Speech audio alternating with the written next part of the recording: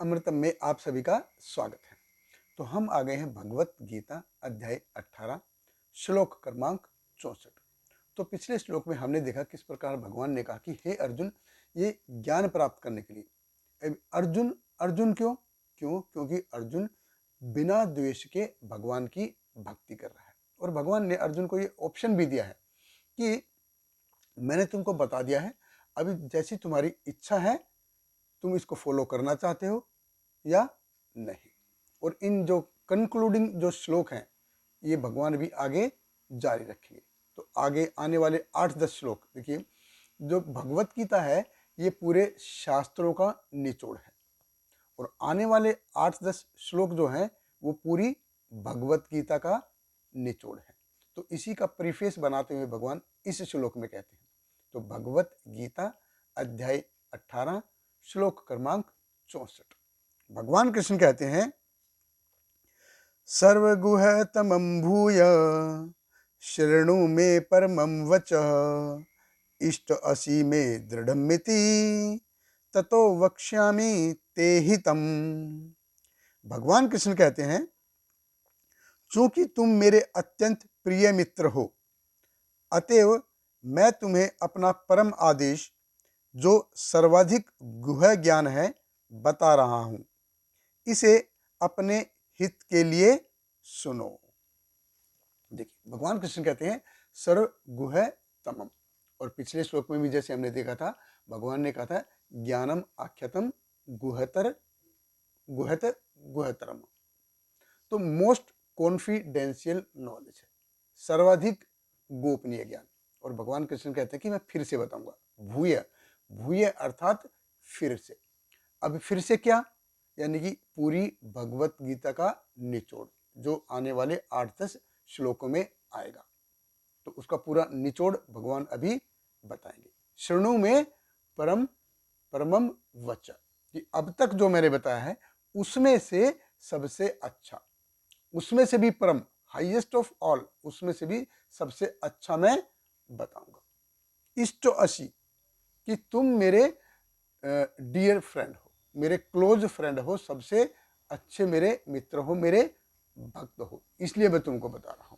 ततो विक्षामी ते हितम, कि क्यों बता रहा हूं मैं, आपकी भलाई के लिए, आपके हित के लिए बता रहा हूं, आपके फायदे के लिए बता रहा हूं। देखिए ये बहुत अच्छी सोच है कि हमको इस सोच के हिसाब से शास्त्रों को पढ़ना चाहिए, शास्त्रों को समझना चाहिए। कोई भी शास्त्र क्या है, किसी भी जीव की जो छोटी से छोटी स्वतंत्रता है ना, उसको हड़पने के लिए नहीं है। भगवान हमारी कोई भी इच्छा जो है दबाना नहीं चाहते, हड़पना नहीं चाहते, कोई भी इच्छा नहीं दबाना चाहते, सारी इच्छाएं पूरा। तो भगवान किसी भी जीव की इच्छा को दबाना नहीं चाहते, लेकिन साथ ही क्या है कि परम पिता होने के नाते ये भगवान का कर्तव्य है कि वो हमको सही राह दिखाएं। तो वही चीज भगवान बोल रहे हैं कि आपके हित के लिए सही राह दिखाना भगवान का ये कर्तव्य है। और भगवान कह रहे हैं कि आपके हित के लिए ये मैं बोल रहा हूं। क्यों?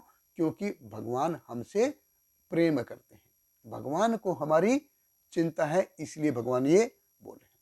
तो हमको शास्त्रों को इस हिसाब से नहीं लेना चाहिए कि यार ये भगवान कैसे अत्याचारी हैं कि कैसे, देखो मैंने बोला है ना तो तुमको ये मानना ही पड़ेगा, तुमको ये करना ही पड़ेगा। अगर ऐसा होता तो भगवान पिछले श्लोक में कहते नहीं यथा इच्छसि तथा कुरु। भगवान ये कभी ऐसा कहते ही नहीं। भगवान ने जीव को खुली छूट दी है कि देखो भाई मैंने जो बोलना था ना वो बोल दिया है, अभी आपकी इच्छा है कि आप इसको फॉलो करना चाहते हो या नहीं फॉलो। अभी आपका मैंने जो बोलना था वो बोल दिया। तो ये हमको समझना चाहिए कि तो वक्ष्यामि ते हितम, कि सारे जो वेद हैं, शास्त्र हैं, ये किसके लिए हैं, ये जीव की भलाई के लिए है, ये हमारे फायदे के लिए है। अब ये हम पे निर्भर करता है कि हम इससे कितना फायदा लेना चाहते हैं।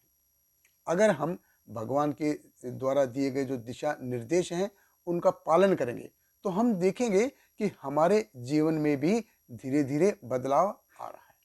और इसी के लिए आने वाले जो कुछ श्लोक हैं भगवान कृष्ण पूरे 18 अध्यायों का निचोड़ बताने वाले हैं।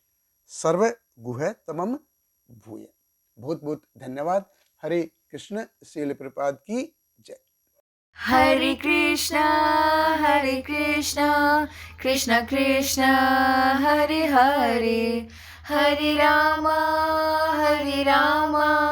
Rama Rama, Hare Hare.